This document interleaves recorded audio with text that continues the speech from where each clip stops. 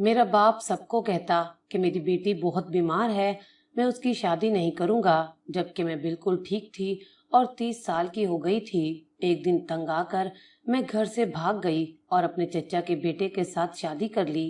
रात को 2 बजे अचानक मेरा शोहर चीखें मारने लगा। वो आंखों से अंधा हो गया था, उसे कुछ दिखाई नहीं दे रहा था। वो गुस्से में मुझे तलाक देकर भाग गया।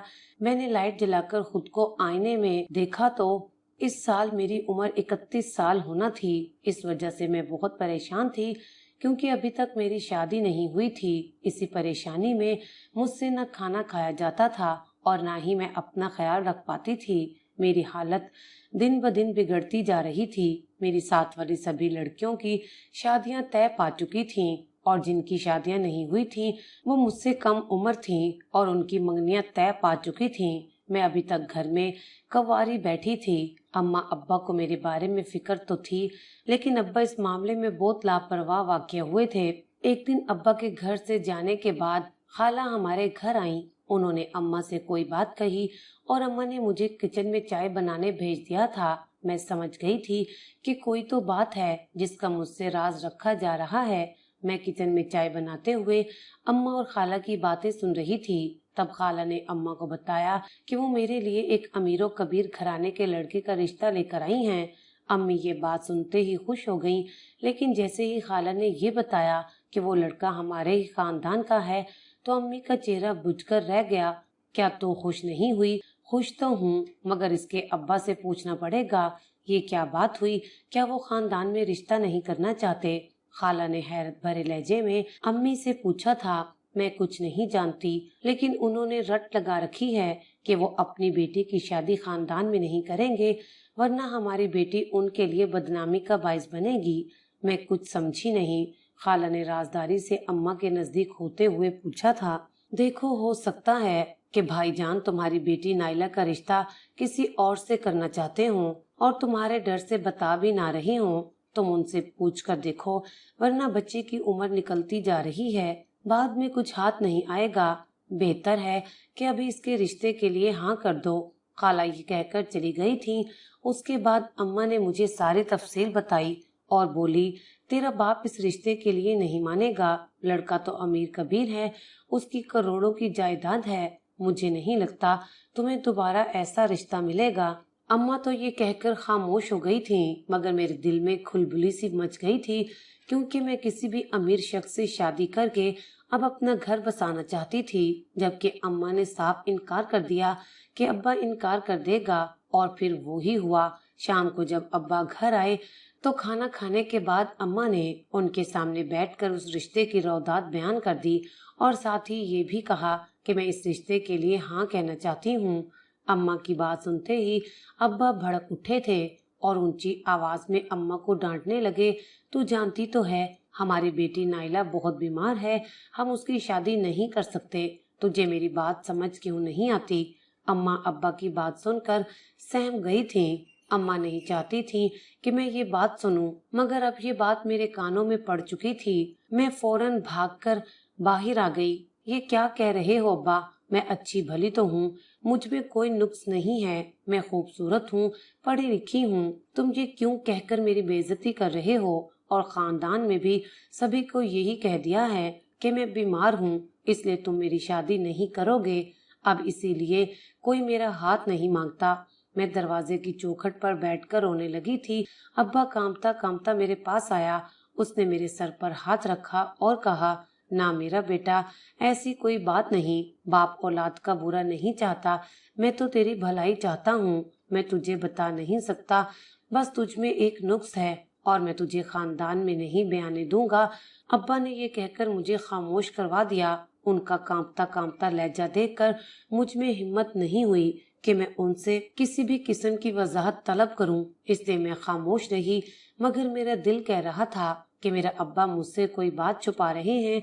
अब मैं चुप चुप सी रहने लगी थी। अगर मुझ में इतना बड़ा नुक्स है तो फिर मैं कभी भी शादी नहीं कर पाऊंगी। ये सोच कर ही मैं चुप होकर बैठ गई। अगले दिन मेरी एक दोस्त मुझे मिलने आई थी।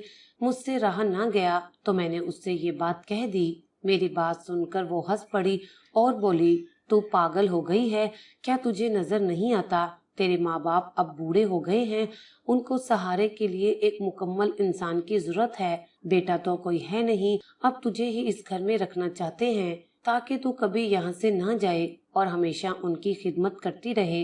वो तेरी शादी नहीं करेंगे, लिख ले मेरी बात, और इसीलिए तेरा बाप बहाने बना रहा है। अपनी दोस्त रेशमा की बातें सुनकर मैं हक्का बक्का रह गई। मैंने सोचा भी नहीं था कि अब्बा मुझसे इतनी बड़ी हेराफेरी करेगा। खैर, मैंने सोच लिया था कि अब मैं अब्बा की बातों में नहीं आऊंगी। मैंने भी दिल लगी करने का सोचा, क्योंकि मैं जानती थी कि अब्बा शराफत से मुझे ब्याने वाला नहीं है। मेरे चचा का बेटा फरीद काफी अरसे से मुझ में दिलचस्पी रखता था। वो निकम्मा था, हर वक्त छत पर कबूतर उड़ाता रहता था और फिर कबूतरों को बेचने से उसे जो रकम हासिल होती थी, फरीद उसी से अपना गुजारा करता था। मगर मुझे इस बात की कोई परवाह नहीं थी, क्योंकि वो 27 साल का कड़ियल जवान था और मेरी उम्र 31 साल हो चुकी थी।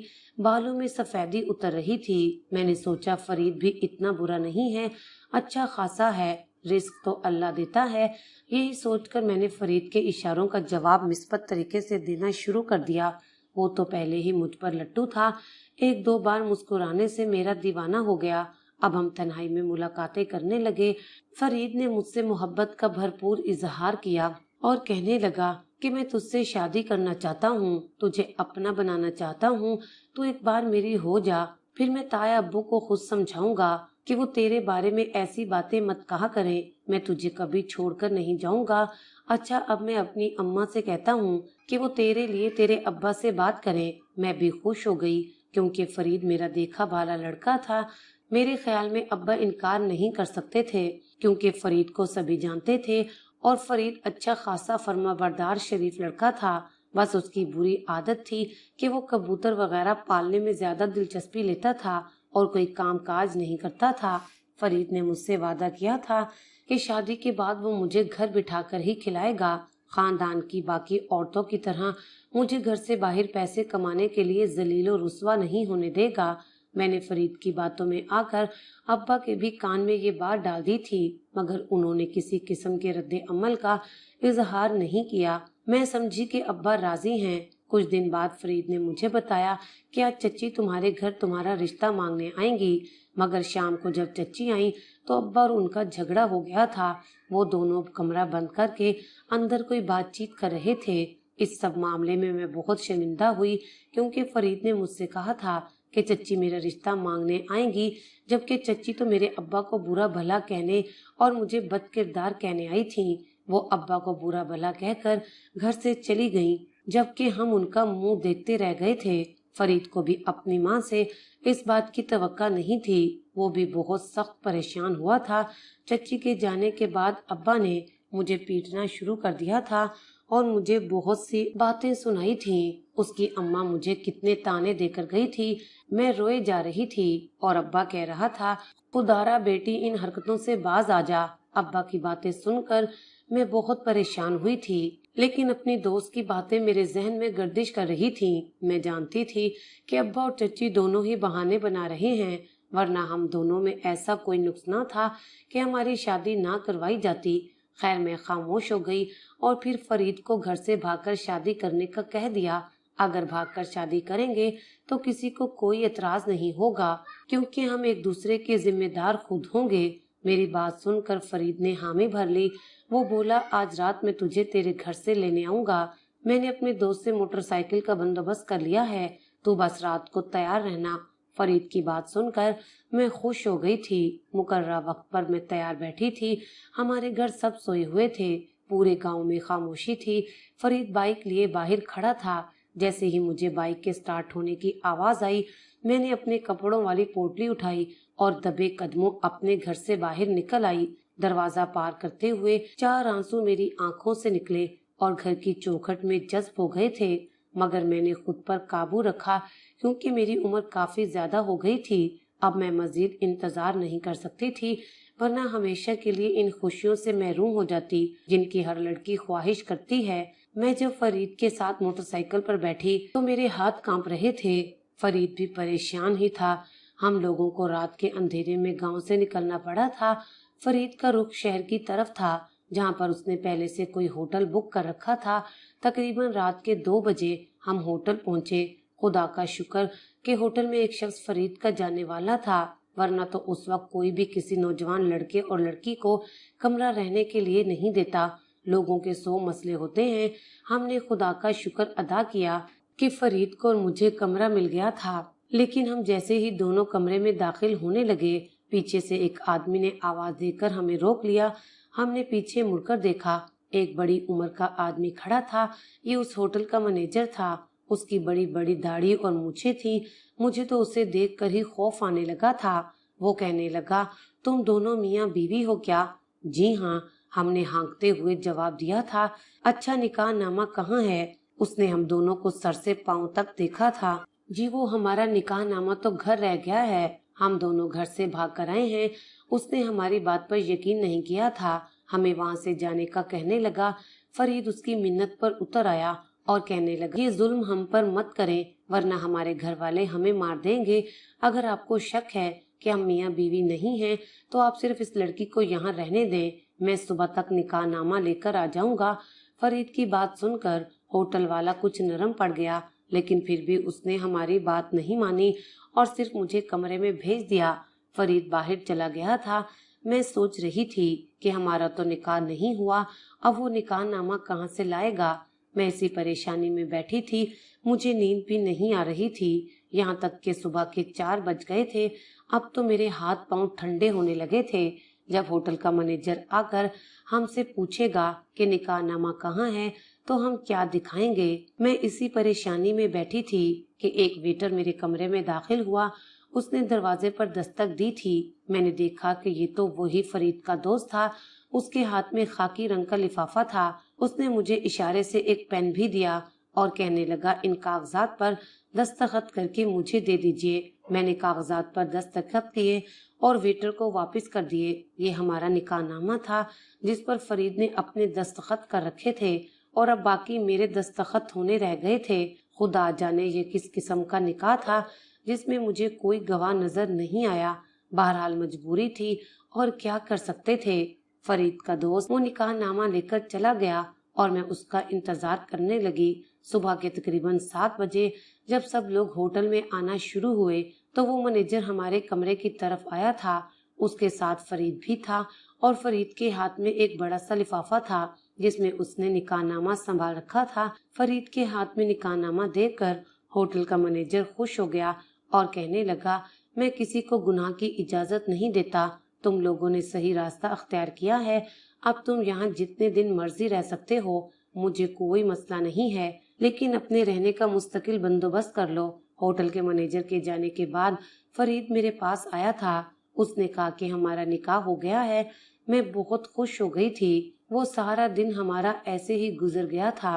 रात को 12 बजे अचानक फरीद मुझ पर चिल्लाने लगा था। हालांकि आज हमारी शादी की पहली रात थी।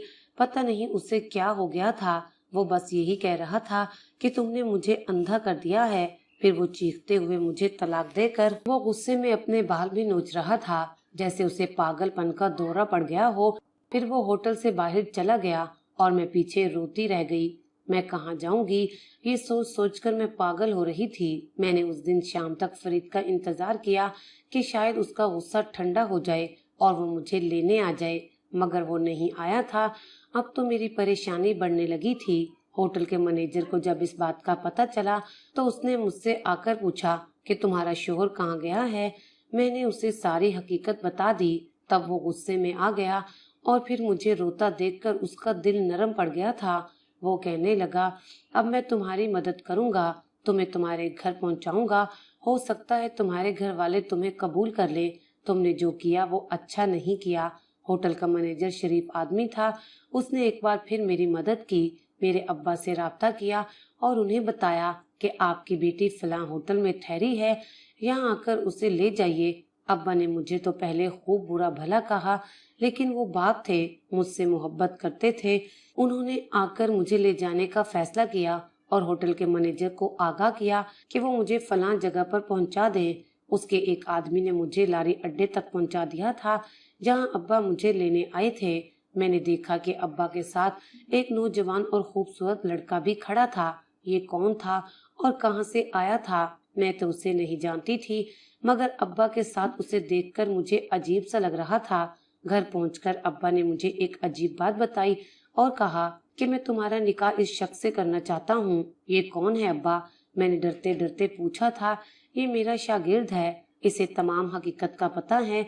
तुम्हें लगता होगा कि तुम्हारा बाप झूठ बोलता है, लेकिन तुमने देख लिया होगा कि फरीद तुम्हें छोड़कर चला गया है। जरूर उसे भी तुम्हारे नुक्स का पता चल गया होगा। मैंने तुमसे सच कहा था बेटी कि तुम ऐसा कभी मत करना, लेकिन तुमने मेरी एक नहीं सुनी। ये कहकर अब्बा घर की तरफ रवाना हो गए। मैं तो उस नौजवान को देखकर हैरान थी, जो मेरे घर से भागकर निकाह करने के बावजूद भी मुझे अपनाने पर राजी था। लेकिन अब्बा ने एक अजीब बात की। उन्होंने कहा कि निकाह से पहले ये लड़का एक रात हमारे घर रहेगा, ताकि हम अच्छी तरह तसल्ली कर लें कि ये तुम्हें कबूल करेगा या नहीं। शाम के अंधेरे फैल गए थे। मैं अपने कमरे में बैठी अपने मुस्तकबिल के बारे में सोच रही थी।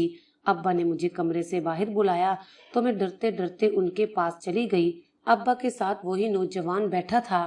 कमरे में हल्की रोशनी थी। अब्बा ने मुझे उसके सामने लाकर खड़ा किया। उसने एक नजर देखकर अपना सर झुका लिया और हाँ में सर हिला दिया। मेरे जाने के बाद उस लड़के और अब्बा के बीच में न जाने क्या बातें हुई, मैं नहीं जानती। बस उस लड़के ने शादी के लिए हाँ कह दी थी। फिर मेरी इद्दत जैसे ही पूरी हुई, अब्बा ने मेरी शादी का दिन रख दिया था। गांव वाले हैरान थे कि नसीरुद्दीन अपनी बेटी को एक अजनबी को दे रहा है, मगर अब्बा ने किसी की बातों का कोई जवाब नहीं दिया। बिलाखिर मेरी शादी उसी नौजवान अकबर से हो गई और मैं ब्याह कर उसके घर आ गई। मेरी शादी वाले दिन मैंने अब्बा से पूछा, अब्बा आखिर मुझ में क्या नुक्स है, तुम बता तो दो। अब जिससे मेरी शादी हुई है, अगर वो भी ये नुक्स जान ले तो क्या मुझे फिर से तलाक हो जाएगी? मैंने अब्बा से पूछा था। नहीं बेटी, ये नौजवान मुख्तलिफ है, इसके ख्यालात और नजरियात अलग हैं। ये तुम्हें कभी भी अकेला नहीं छोड़ेगा। दरअसल तुम्हारे अंदर एक पैदाइशी मसला है कि रात के वक्त तुम्हें दौरे पड़ते हैं और तुम्हें कोई होश नहीं रहता। अक्सर तुम अपनी माँ को भी मारने लग जाती हो और जब तुम्हें होश आता है तुम्हें कुछ याद भी नहीं होता। मैंने तुम्हारा बहुत इलाज करवाया है, मगर डॉक्टर कहते हैं इस मर्ज का कोई इलाज नहीं है। ये बात सिर्फ तुम्हारी चच्ची को पता थी। बस फिर उस औरत ने तुम्हारे बाप से दुश्मनी के तौर पर तुम्हें तबाह करने का इरादा कर लिया था। उसने सारे गांव में मशहूर कर दिया कि नसीरुद्दीन की बेटी पर साया है। रात को इसको दौरे पड़ते हैं और ये जिससे भी शादी करेगी, शादी की रात ही उसकी मौत वाक़या हो जाएगी। नसीरुद्दीन की बेटी से कोई औरत अपने बेटे का निकाह ना करे। ये सुनकर गांव की सभी औरतें तेरी खूबसूरती के बाद भी तुझे हकीर समझती थीं। हालांकि इसमें तेरा कोई कसूर नहीं था। बस औरतों के बारे में मशहूर है कि ये तोहमत लगाने में देर नहीं करती, और तुम्हारी चच्ची ने भी ऐसा ही किया था। उन्होंने गांव की औरतों को तुमसे बदजन करने के लिए ऐसा जाल फैलाया कि खुद ही उसी में फंसकर रह गई। इसलिए मैं तुम्हारी शादी खानदान से बाहर करना चाहता था। फरीद ने जज्बाती होकर तेरा हाथ तो थाम लिया था, मगर वो भी अपने जहन का कच्चा था। पहली रात ही डर कर भाग गया था। अब्बा की ये बात सुनकर मेरे 14 तबक रोशन हो गए थे। मैंने सोचा नहीं था कि मेरी चच्ची इतनी लंबी दुश्मनी मुझसे निभाएंगी। बहरहाल अकबर एक समझदार इंसान है। आज मैं उसके साथ हंसी खुशी रह रही हूँ।